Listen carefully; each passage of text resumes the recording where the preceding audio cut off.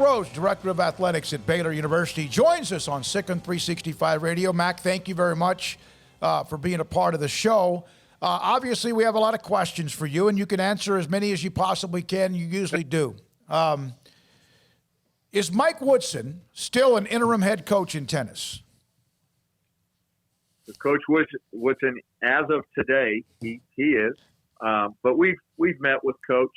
I think Kenny Boyd and I sat down with him a couple weeks ago, and we'll have another conversation with him in the next couple days.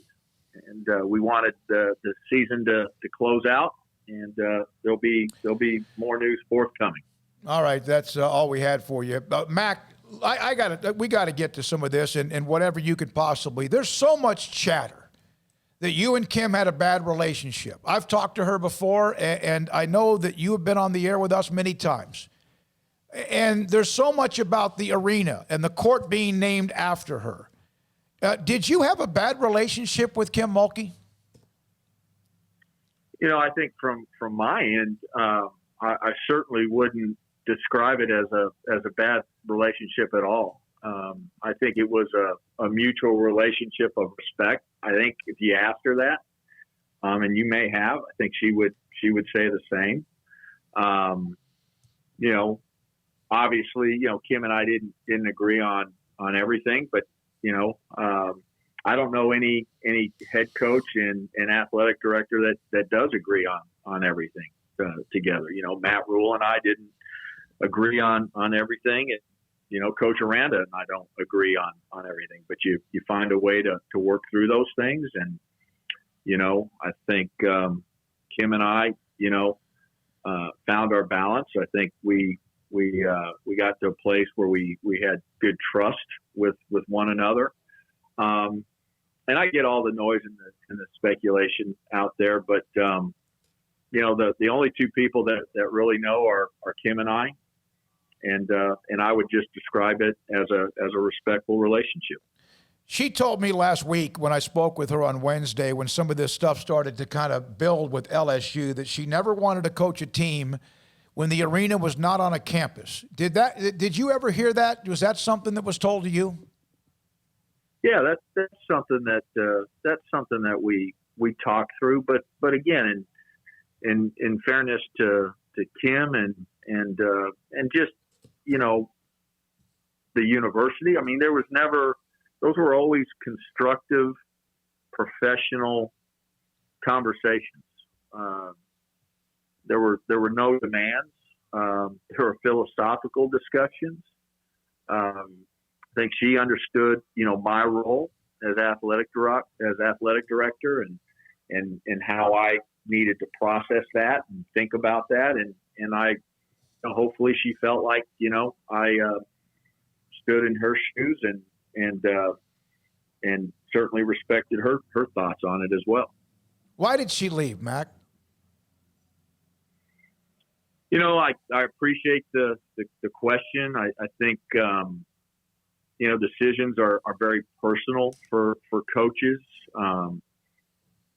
Kim is the only one to truly answer that. I can tell you that when she called me and let me know that, she was leaving, had decided to leave for LSU, was very similar to what everybody heard in the press conference. I believe I didn't have an opportunity to listen to it because of what we're going through right now, the search process. But I think she felt called to be there. Those are her roots. I think, that tugged on her heart. I think she feels like it's a proposition much bigger than just building a basketball program. I think it's a proposition of helping her home state, of helping a university that's going through some tough times. We certainly know what that feels like. It's hard to go through all of that. There's probably a lot of different fractions going on within the LSU family. At least I could anticipate, and she feels like she can help that, and that's what we talked about. Mack, the only people who ever know who have to do this are athletic directors, but what's it like walking in having to address a team after a coach has left? Yeah, it's hard, Paul. It's hard either way, whether it's because a coach left for a different opportunity or because, an institution made a decision to make a change. Those student athletes develop relationships, obviously, with that head coach and that staff, and trust them.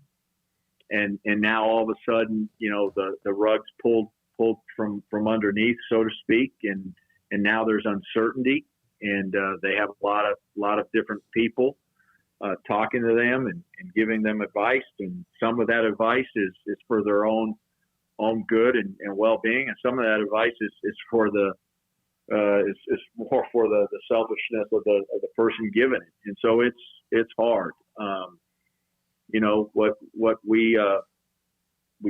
What we told our student athletes when we met with them is that we love Kim. We're happy for her. We know that this is hard. We ask them to hang in there, until we make a decision on a future leader, and then and only then will they have all of the information that they need to make a decision that's best for them. But it's hard. I mean, I feel for them. I would ask that one of the best thing about this institution is its faith, is its belief in Christ, and I'd ask that all Baylor Nation pray for our current student athletes, because it's a time of uncertainty, and now they're resilient. They're a tough group. You don't win as many games as they've won if you're not. But certainly, there's this time of uncertainty, and we're trying to do our best to walk along with them. You couldn't have been completely blindsided, because we asked you about this last week, and at the time, LSU still had a women's basketball coach, which is what you said. And, if things changed as they did, then, you guys would have to think differently. How surprising, or I guess you couldn't have been blindsided because you kind of had heard the rumblings, but were you still in a way surprised or blindsided by just all of this kind of unfolding? No, I wasn't surprised or blindfolded. I think if you've done this long enough, you've seen a lot of different things, transpire, and you try not to get on that roller coaster of emotion. You just try to be ready for whatever's going to happen, and anticipate as best you can, and be prepared. And so, so now, we've got a task out in front of us, and that's to find the next leader. We're excited about that, and we're prepared to do that. Is there some sort of process within the administration or with the athletic department about changing how much has been funded to women's basketball going forward? No, not at all.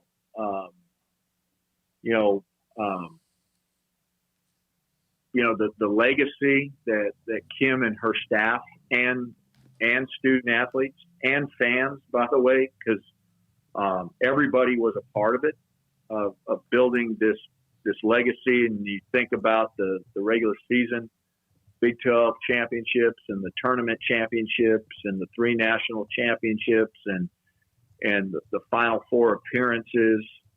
We don't want to lose that. We want our women's basketball program to continue to be nationally relevant, to compete at a high level. You think about the big brands in national on the national level in terms of women's basketball, and I don't know if that's in 2 years, I don't know if that's in 5 years, 10 years, but there's going to be changes there at some of the other institutions, and we want to position ourselves to continue to be elite in the sport of women's basketball. So we've not changed any funding in terms of our operational budget, assistant coaching salary pool, all of those things. We're prepared to and committed to fund it at the highest level and continue to compete for championships. If that's the case, and Kim was here, then why would there not be a way to make it work? Or do you think it could have been salvaged? Yeah, I guess I'd reframe the question. I feel like Kim decided that she needed to go do that for LSU and a place in her heart, and we were at a good place. I think Kim felt like we were in a really good place where this program was funded. She didn't come into my office and was disgruntled about how this program was funded at all. She was thankful and grateful. Mack Rhoades, Baylor Director of Athletics, with us on Sikkim 365 Radio. Mack, how long do you expect the search to take? The sooner the better, so I don't have to keep fielding questions from you guys. I always hesitate to put a timeline on because we've talked about it before. It's repetitive and people have heard me say it. It's kind of like the same old boring habits, but it's a journey, and there can be some twists and turns, but we want to be able to expedite this as best we can without sacrificing quality. In my mind, in the back of my mind is always the thought of our current student athletes. And again, we spoke to it earlier, but the uncertainty that they're going through, and I think sooner the better for our student athletes, sooner the better, for our fans and just again direction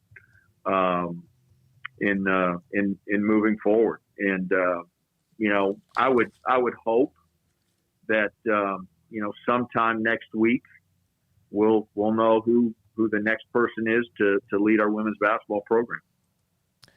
Mack, is every coaching search, no matter the sport, pretty much the same, or are there intricacies depending on the sport? I think fundamentally, foundationally, the process is very similar in terms of the way we reach out to first and foremost, the way we identify potential candidates, the way we reach out to them, the process in terms of questions and in-person interviews. Now, I think there's tweaks to who's involved. There may be different nuances depending upon the sport on how we conduct an interview. Are there other things that we bring into the interview process? But fundamentally, it's pretty much the same. I feel good about how we do it. We've had some success with it, and again, I'm excited about this. I think the future of our women's basketball program is really, really, really bright. If a candidate asked you, the job is open, and you speak with one of them that's a candidate, and they ask you, why come to a program where a Hall of Fame coach just left? Would you say kind of the same things you've already told us, that you're still committed the same to everything across the board? Yeah, absolutely. And by the way, that's not the question that they're asking. The interest is unbelievably high. Mm-hmm. What I'm asking is, how do you feel about following a Hall of Fame coach? Because there's great pressure with that. Yep. And how do you deal with it? You know, how do you deal with it if you know, we have a tough stretch and there's injuries, or because of the very recent 2 weeks ago change in transfer process that you have to rebuild roster. And so maybe the wins don't come as soon. And now all of a sudden, you know, all of the noise and the pressure, and you're not winning as much as the former Hall of Fame coach, and the comparison. And so, yeah, that's the question that I'm asking, that we're asking of potential candidates, and that's a lot to deal with, and it's going to take somebody with great fortitude, with a lot of confidence, with great resiliency, you know, to be able to handle it. And I think, you know, it's been, yeah, we anticipated, we suspected that there would be great interest in it, and there's great interest in it. Why wouldn't there be? You know, Kim showed, and staff and our student athletes showed that you can win national championships here. Our fans have showed that if we put a good product out there, they're gonna show up and fill the arena. You know, we've got, I truly believe this. I think we have the best women's basketball fans in the entire country. And so, yeah, there's a lot of interest in our job. Now, our job isn't for everybody. This is a special place. The faith component, we're not going to compromise on that. That's going to be a huge part of this. And so that's, you know, that right there limits, you know, the number of people that you talk to, and who's really a true candidate. Mack,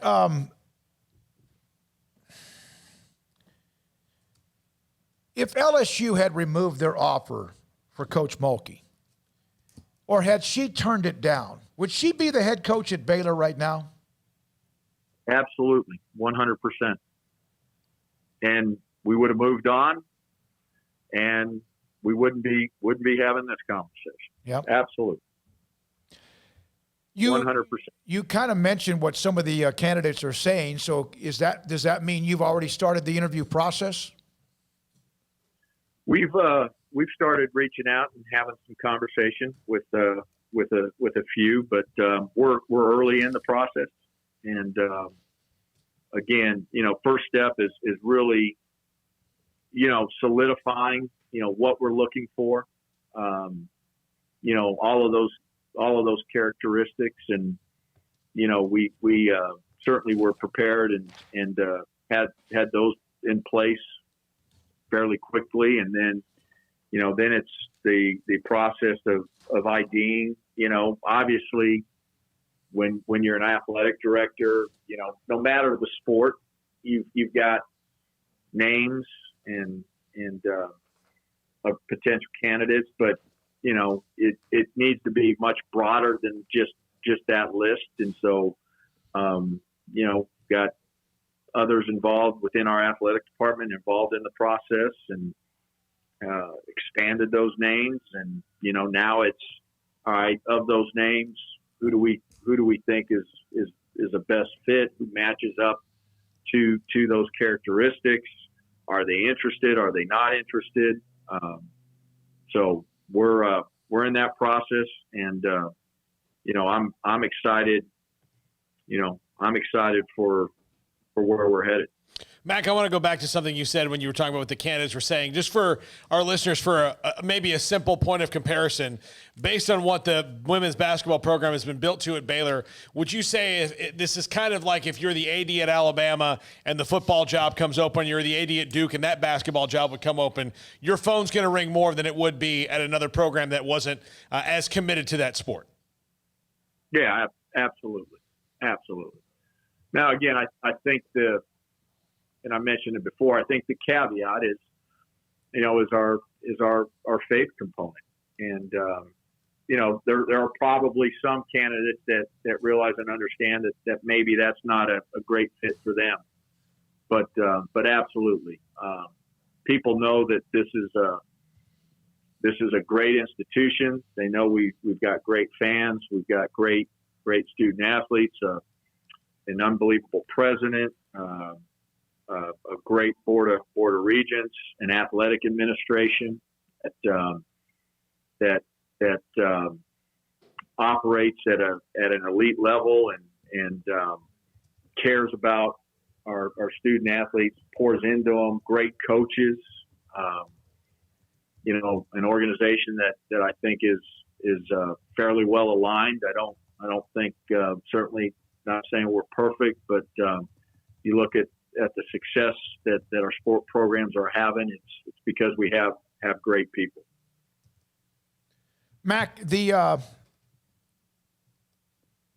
how much you have donors, you have boosters, you have board of regents, you have people around the program.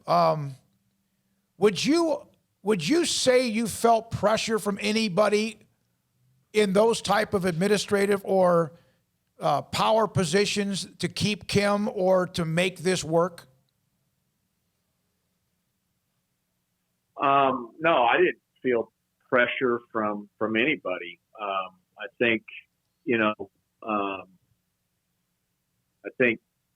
all of those folks that you mentioned certainly had a variety of opinions, but it wasn't, again, it wasn't the way you framed that question. It wasn't about keeping Kim. People had opinion. Is there anything more you can do? Ultimately, it's Kim's decision. But I didn't feel pressure from anybody. If there's any pressure, it's the pressure that I put on myself to do, the very, very best that I can do leading. And that's a we proposition because I don't do this by myself. I've got such great people that are alongside, but that we do the very best that we can do for Baylor University and the student athletes that we serve. Two timelines. You mentioned you could have somebody, in fact, as early as next week. That's kind of like what you'd like to have. But my question as well is, because of the fact you have this roster that's loaded, you have a high school signee and also an incoming transfer. Does that change your timeline at all? Does that make it even more urgent? I know it's urgent no matter what to replace a legend, a Hall of Famer, but does that even come into play? And does the arena come into play at all in making sure whoever it is continues the momentum to get that done? Yeah, I mean, the arena isn't really a part of this conversation. Certainly our current student athletes. We have 3 prospective student athlete signees. 2 transfers and then someone that, a young lady that's signed an NLI. And again, just in fairness to them, trying to get this done as quick as we can so that they can have certainty, so that they can make decisions. And again, it's a completely different situation than what it was years ago where somebody had to ask permission to transfer. Now you don't have to ask permission. You just notify the school and you go into the transfer portal. And now in the sport of women's basketball, as well as men's basketball and football and baseball and wrestling, you're not going to have to sit out a year. And so that makes it, completely different. We're completely transparent with our student athletes. They know that. Again, I've been able to have conversations with the 2 transfer student athletes, really, really positive conversations yesterday. And then our 1 high school signee as well, her and her family. And right now they're waiting and they're certainly eager to learn, but they're waiting to learn and know who our next head coach is, and whoever that is, we'll have conversations with them as well as our current roster. That will be the very, very first thing that the new head coach does, so that our young people can make a decision. Mack, and we appreciate your time as always. Obviously, a lot of questions. What would you say? You've kind of said some things, but point blank, you know how faithful. You've mentioned how incredibly loyal the Lady Bears fans were to the program, and maybe will still be, and how much they followed and obviously adored Kim Mulkey. What would you say to them right now for those who are like angry or bitter or maybe pointing fingers or upset? What would you say to them? One, I would thank them for all of their support, and I do. I said it earlier. I think we have the best fans in the country, and yes, Coach Mulkey, yes, the staff, yes, our student athletes, but you look at all of the nationally relevant powerhouse consistently, I don't care what sport, they all have a strong fan base. And I think we have one of the best. And so I would first and foremost just thank them, and we're going to continue to thank them. I would tell them that, we need them now more than ever, in times of change, in times of transition. Our student athletes, when they walk out on that floor in November, first game, our student athletes need to see them there, out in the arena, out in the stands. I ask them for their prayers for our current student athletes, for Coach Mulkey, her transition, and for the transition of anyone on the staff, whatever that situation is, joining her, staying here. I'd ask them to pray for our coaching search, for the new head coach and a smooth transition. We've had some unbelievable moments in women's basketball, probably, and I say this very humble, but more than most schools. And I think I know we have a lot of great moments still to come, and we need them there. And we need them there. We certainly understand that the change is hard, but we love them, and we need them. Mack, you obviously took on this job. You knew it, but you took on a job at the time when you arrived here in 2016 that was already in the middle of something. It just seemed like there's always something. That's part of your job. That's part of running a university or an athletic department or even a CEO of a business. What has this done to you? This story, or you have the NCAA timeline, which you brought up last week, that could be coming at any time. What has this done to you? I don't ask Amy. I don't know. Hopefully, it's made me a stronger person. Hopefully, it's strengthened my faith, and I don't know. I'm secure in how we lead this department and how we serve our student athletes. I'm at peace with our purpose. I'm at peace with the way we make decisions. And there's going to be challenges. College athletics is becoming harder and harder and harder every day.